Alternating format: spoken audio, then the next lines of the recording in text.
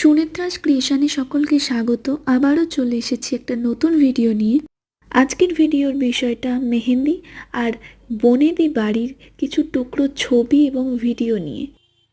22/1/2025 ছিল আমার ব্রাইডাল মেহেন্দির বুকিং। লোকেশন ছিল বেগমপুর। প্রথমেই বলি, অনেক বছরের পুরনো এরকম বনেদি বাড়ি আমার ঘুরে দেখতে ভীষণ ভালো লাগে। এই যে মন্দিরটা, এটা দক্ষিণেশ্বরের মন্দিরের আদলে গড়া। এই মন্দিরটা বাড়ির সামনে বেশ কিছুটা দূরের রাস্তা থেকে দেখা যায়। কাজের জন্য আমি আমার ক্লায়েন্টের বাড়ির সামনে দিয়ে অনেকবার যাতায়াত করেছি।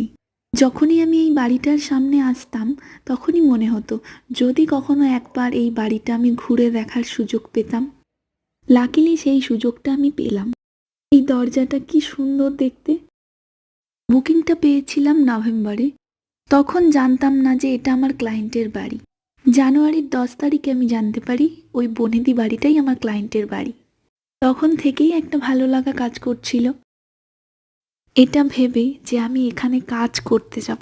তখনও ভাবিনি যে আমি বাড়িটা ঘুরে দেখার সুযোগ পাবো। এটা ছিল ওদের বাড়ির ঠাকুর দালান। এখানে শিব দুর্গা পুজো হয় দুর্গা পুজোর সময়, মানে শিবের কোলে দুর্গা আর মা দুর্গার দুটো হাত। পুজোটা দুর্গা পুজোর সময়ই হয়, আর মা দুর্গার 10টা হাত কিন্তু নয়।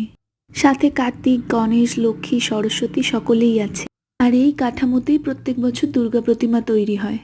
আর বাকি সারা বছর মায়ের ছবি বেদির ওপরে থাকে। ছবিটা একটু কাছ থেকে দেখাই। লক্ষ্মী, গণেশ, কার্তিক, সরস্বতী, মহাদেব, মা দুর্গা সকলে একসাথে, বেশ অন্যরকম। আর এটা ছিল আমার সেই দিনের সেমি ব্রাইডাল মেহেন্দি ওয়ার্ক।